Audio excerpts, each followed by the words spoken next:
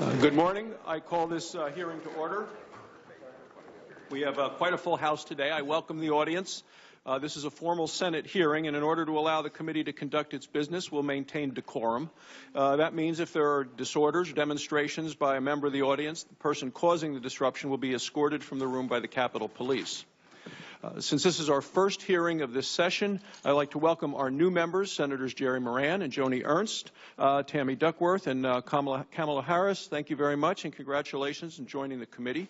I also like to welcome Senator Tom Carper.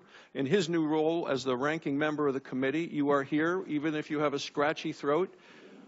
40 years from when you were Treasurer of Delaware, Member of Congress, Governor, Member of the U.S. Senate, have not missed a day. You are Cal Ripken Jr. and the Iron Man, so thanks for being here. Thank you. I look forward to working with you. Yeah, he deserves applause. That's right. With regard to procedure, we will follow the early bird rule in terms of the order of member questions. Members who are here at the start, as you all are, will be placed in the line based on your seniority on the committee. Members who arrive after the hearing has started will be added to the line in order they arrive. With respect to today's hearings, we'll abide by the committee's 5-minute rule. The 5 minutes includes not just the questions, but also the nominee's answers. So I ask our members to please leave enough time for the nominee to answer your question. Today we'll have many rounds of questions as are necessary so that members' questions are answered. Today's hearing is to consider the nomination of Attorney General of Oklahoma, Scott Pruitt, to be the administrator of the Environmental Protection Agency. Attorney General Pruitt has been a distinguished public servant as well. Hear from the same from his fellow Oklahomans today.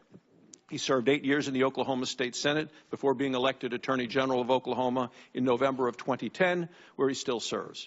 There are numerous statements from his peers and the people that he has helped over the years that stand as a testament to his strong qualifications to run the Environmental Protection Agency. 24 state attorneys general wrote to both Ranking Member Carper and to me stating that, quote, as attorneys general, we understand the need to work collaboratively to address threats to our environment that cross state lines, as well as the importance of a federal counterpart in the EPA administrator who possesses the knowledge, experience, and principles to work with our states to address issues affecting our environment. We believe that no one exemplifies these qualities more than Scott Pruitt.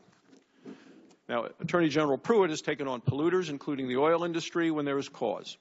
Randy Ellis, an award-winning investigative reporter with the Oklahoman newspaper, praised Pruitt for his ability to take on industry.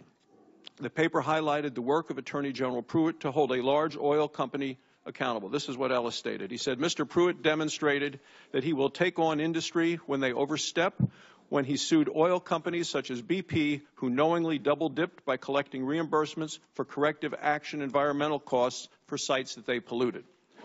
This is why I believe President-elect Trump nominated Attorney General Pruitt to serve as the administrator of the Environmental Protection Agency.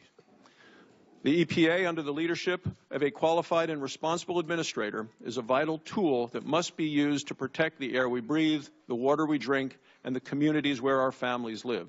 It's truly a sacred trust. Colleagues on both sides of the aisle say that Attorney General Pruitt has the right experience for the position. Attorney General Pruitt understands the need to both protect the environment while allowing our nation's economy to grow. The agency needs a leader who will follow the laws created by this committee.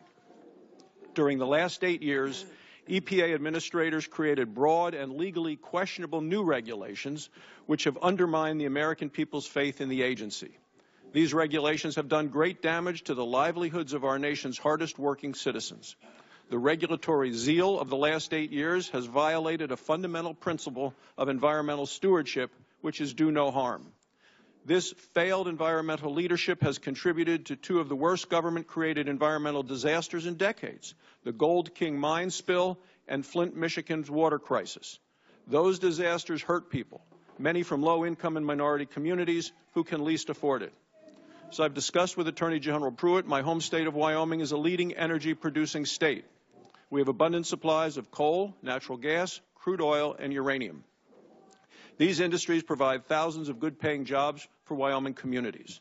We are also, in my opinion, one of the most beautiful states in the nation. We are home to Yellowstone and Grand Teton National Parks and numerous national forests and pristine lakes and waterways. Our wildlife population is diverse and abundant. We have thriving populations of grizzly bears, wolves, elk, and bison. People travel from around the world to come to Wyoming because our state's natural resources are spectacular. Wyoming has managed to strike that balance between our environment and our economy, and it shows. For 8 years, Wyoming has suffered under an EPA that didn't believe in striking a balance. As EPA regulations crushed energy jobs in my state, state revenue fell that pays for state programs. This includes paying for our vital environmental programs. Clearly, a wholesale change is needed. Any new administrator of the Environmental Protection Agency needs to protect the environment in a responsible way that doesn't ignore the good work that states do to protect their air, land, and water, as well as their economies. This time, I'd like to ask Ranking Member Senator Carper opening statement.